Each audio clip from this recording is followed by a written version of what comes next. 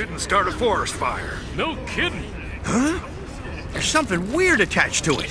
What the heck is it? Hey, so? What is that thing? It's really soft and kind of gooey. What the heck is this stuff? You see that? What does this mean to you?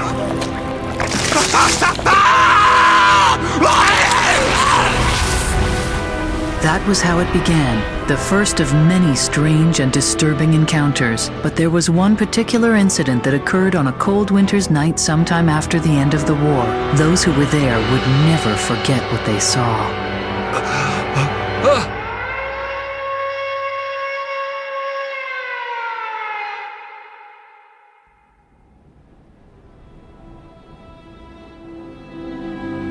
August 17th, late afternoon. Put down one Japanese bear with strychnine. The next day, August 18th, poisoned meat with cyanide. Fed it to 2 female lions and 1 black panther. Thursday, August 19th, rain. Zoo closed for the day. Poisoned 1 male lion, 1 female cheetah, and 1 male brown bear in the morning. Later on, poisoned 3 male tigers, 2 female panthers, and 1 female puma. The 3 elephants will just have to starve to death. The following day, August 20th, rain. Placed a noose around the neck of a Japanese brown bear and strangled it. Lion survived poisoning, stabbed it to death. I've repeated these words to myself over and over for such a long time. Why do I torture myself like this? I can't seem to forget them. I keep on rereading these entries, but what's done is done. Why can't I just move on? I ask myself that question every single day, but I can't stop because they're all out there. They're watching me. Those who died at my hands are watching me. They'll never let me forget what I've done. They stare at me, making sure that I never walk away from my guilt. It's like they're reminding me that I was the one who killed them. And they're right. They're completely right.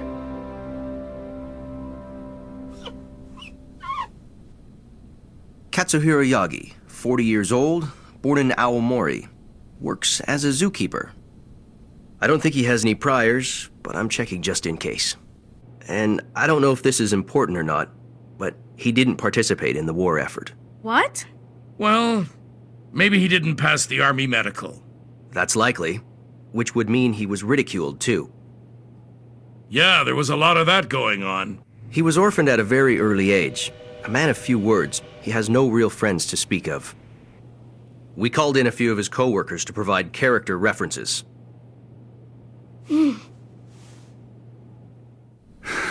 Again, they're all staring at me. Am I that unusual? Oh, I know him. I've seen his picture in the paper. I think he controls a robot called Tetsujin or something like that. I'd say he's some big shot in the police department. Oh, look who's here, you guys. Look at them. What do they find so interesting? One little misstep and any one of them could end up in trouble with the law. Oh yeah, that's right. Back then I had no choice. I had to do it. I had to. Yeah, there's no doubt about it. That's Yagi. But none of us can believe it. That's right. Why would Yagi do that to the boss? Sure, he's not the most talkative guy, but he's an honest man. Yagi's known the boss since the war, and he's kind of the veteran of the zoo, too. He taught all of us everything we know. Right? Yeah. But it seems like he didn't really socialize much outside of work, did he? Yeah, that's about right. He never wanted to come out for drinks with us. Oh, except for tonight. Yeah, the boss invited him, said he wanted to talk to Yagi about something that happened during the war. Right. Witnesses saw them at a bar in the neighborhood where the body was found. The two of them ordered dumplings, grilled chicken, and stew. They had a couple of drinks, and then suddenly Yagi got upset about something. The bar patrons didn't think he was drunk at that point, but they said he was pretty worked up over something to do with animals and medicine.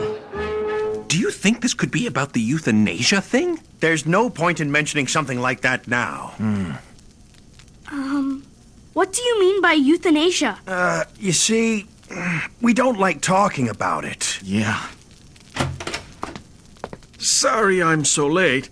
I'm Yamagishi from Tokyo U Biology. Thank you for coming out so late, sir. Well, let's get to it. This is terrible. He shriveled up from having all the moisture sucked out of him. Did that Yagi fellow do this? No, I doubt it. We consider him to be the accomplice. We don't think he's the actual killer. And that's why we called on you, Professor Yamagishi. Well, what do you think? If this is what I think it is, then we're in for trouble. Listen, you'd better place the city on full alert. Yes, sir. We're initiating a full alert. You guys keep an eye on the suspect. Right. Incredible. Could it be? Do you think it's back, Professor? And if it is, we won't be able to touch it here in Tokyo. Excuse me. What are you talking about? You two sound as if you've encountered this killer before. Well, it's a long story.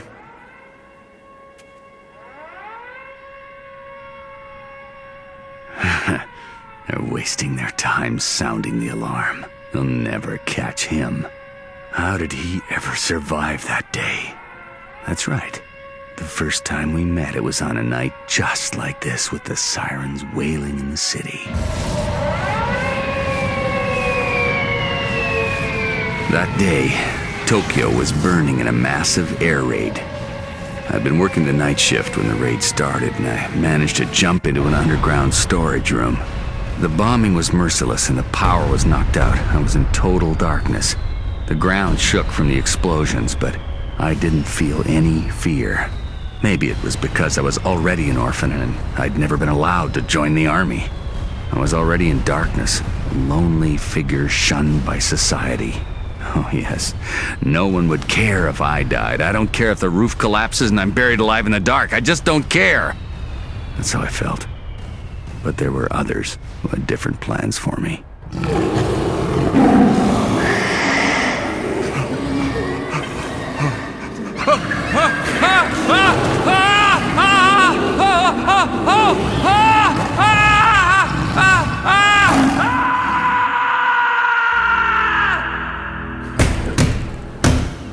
Now please don't laugh.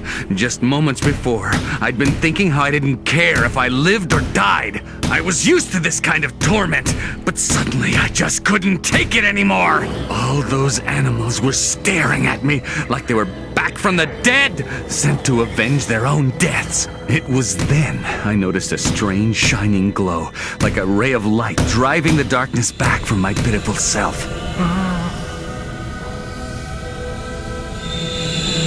For you see, I was about to encounter the only real friend I would ever have in my life. A glowing object? Yes, it happened a long time ago in a remote area. A large meteorite fell to Earth in a mountainous region. The local villagers, concerned that it might start a forest fire, went to investigate. That's when they discovered the strange glowing thing attached to the meteorite. That was when all the problems started. With startling speed, the nearby village was wiped out. The glowing entity was responsible for that, and in fact, it had the ability to change its shape to any form that it wished. A shapeshifter? Yes, it could change into just about anything imaginable. We're talking about a truly incredible life form here. It could take the form of a mere rock in a river. Other times, it would change into an ordinary tree in the forest. And when unsuspecting people approached it, one day we found it on the outskirts of the city, not moving and obviously weakened. And why was it weakened? We have no idea what affected it. We collected the dangerous life form and sent it to the zoo for safekeeping. But since no one was there to study it or even care for it, the creature eventually withered away. But he was still alive, though very close to death. He'd been surviving on mice and worms in that underground storage room. I know because he didn't even try to take me when he had the chance. After all, he needed food in order to live. Live food. But from the very beginning, I wasn't afraid of him, because I knew he was just like me. He was all alone in the world. And there we were, in a world where it was just the two of us. A prison cell where we were equals. Where people who shouldn't be allowed to live, lived. I hope you like it. I did my best, but my tea's not as good as Miss Takamizuwa's. Oh, it's no problem. Professor, could you tell me more about this euthanasia they mentioned? Well, I'm not sure, but... It has to do with the animals, I think. The animals?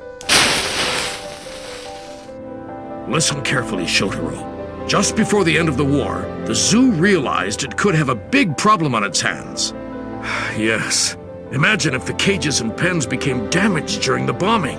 Wild animals like lions and tigers would have escaped out into the streets. Do you understand what I'm saying? The results would have been terrible. That's why they couldn't let them live. Then... Yes, but we have no choice in the matter, Yagi. At this stage, we've run out of options. Besides, something has to be done because we're almost out of food for them. August 17th, late afternoon. Put down one Japanese bear with Thursday, August 19th. Rain. Zoo closed for the day. Poisoned one male lion, one female cheetah, and one male brown bear. And later on, poisoned 3 male tigers, 2 female panthers, and 1 female puma. The 3 elephants, well, just after the following day, August 20th, placed a noose around the neck of a Japanese brown bear. Survived poisoning, stabbed it to death. And then the cages were empty. That's right. I'll never do that again! Never again! That's why I'll do what's necessary to keep him alive! Because he's the very first friend I've ever known!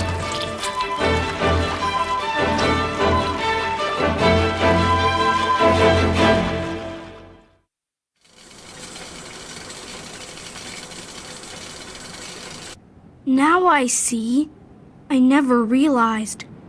This is another story of those who were buried by the war, those who weren't allowed to live. Yes, this is similar to that giant steel monster I've heard rumors about.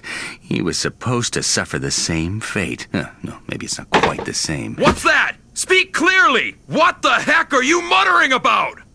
Your mumbling's driving me nuts! That's right. He seemed to be reacting to what I was saying. At first I thought it was a coincidence, but then I became positive he was responding.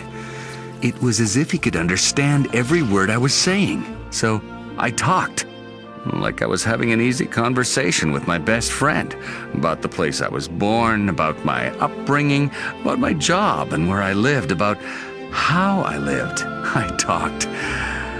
I talked about everything. Hey! Then why don't you just tell us the truth? I suppose it's just not possible to kill someone that way. I have to admit that's what I was thinking. I wanted to kill the director of the zoo. I'm sorry, but they've decided to close down the zoo for good. I'm afraid we're going to have to deal with the animals. It seems like Yagi must have misunderstood. Apparently. The plan was to transfer the animals to another zoo. Huh? What happened? He got away from us. I'm sorry, Chief. Yes, that's right. He escaped from headquarters. Yagi might be headed in your direction. Understood, Chief. Hey, we're making our move now. Right. What is this place? Doesn't look like anybody has lived here in a long time. Huh? Why is this bird shriveled up? Hey, come take a look at this, sir. I found somebody's journal. Find anything useful? Hang on. It's so dark in here. Let's see now. Why isn't this light working? What the? Right here! Over here! Look at that, Shotaro! Right!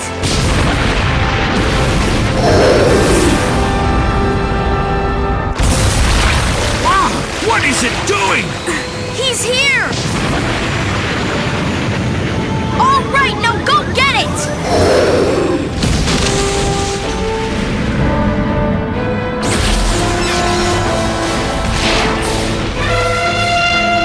It's turned into a giant elephant! I can't believe it's this huge! What awesome power!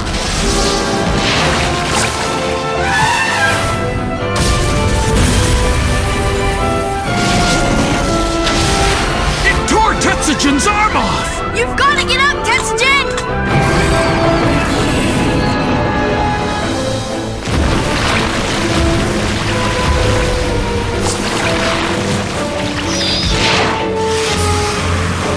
Oh no! Get out of there!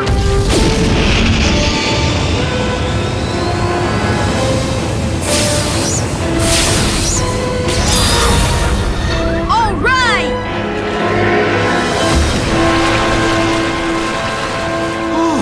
The thing is shrinking! That's it! The power lines weaken it. That's why we were able to capture it before. Oh no! It's getting away! But now we know how to fight that thing. This looks like Yogi's journal. It's incredible! I can't believe it. If this journal is accurate, do you know what it means? I'm afraid I do. We have to get to the bottom of this right now. Let's go! This isn't good. At this rate, they're gonna catch him. But I'm not gonna let that happen. This time, I won't abandon him this time. I have to make amends! There I was, hiding underground with hardly any food to eat, withering away. But he provided me with gentle comfort.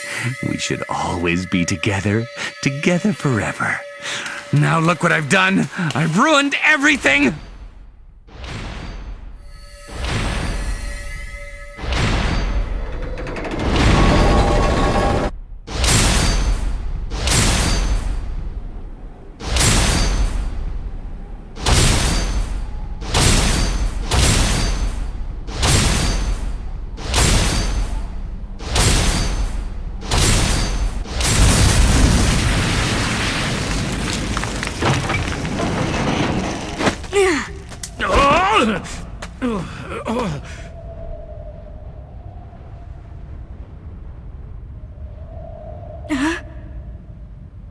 Look! It's exactly like he described in his journal. I don't think Yagi realizes this. I agree. And it might be best for him if he never learns about it, too. Well, we should move it outside. I won't let you do it. Yagi! Get back! Get away from there! I'm not gonna let you take my friend away! Wait, just listen to us! That's right. You're misunderstanding something. Just come and take a look, and then you... Shut up! I will never abandon him again! See, I betrayed him back then. I betrayed him!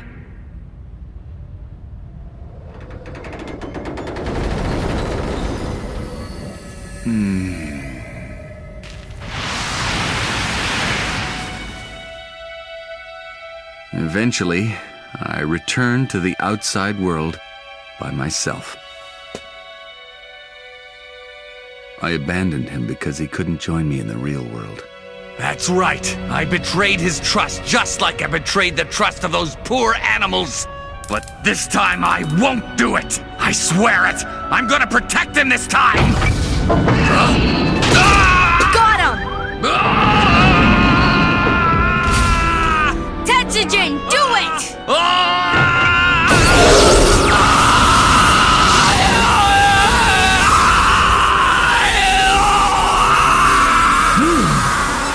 What's happening to him?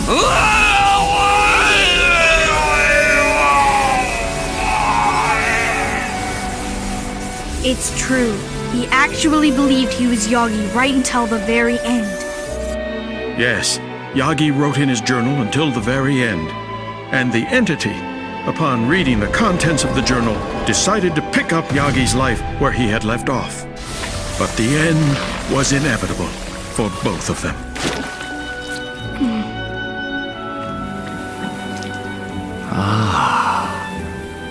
Now I see. I was staring out through the bars of my cage, and that's why they were staring at me, like they were my friends. Yes, they weren't blaming me for taking their lives. They were watching over my life. There are cages and there are cages. Cages within cages. Sometimes it just doesn't make a difference whether you're outside of them or inside. This is where my friends are. And this time I'll be with them forever. But what about you, Tetsujin? What do you see with those eyes of yours? Do you see me in a cage, or do you see something else?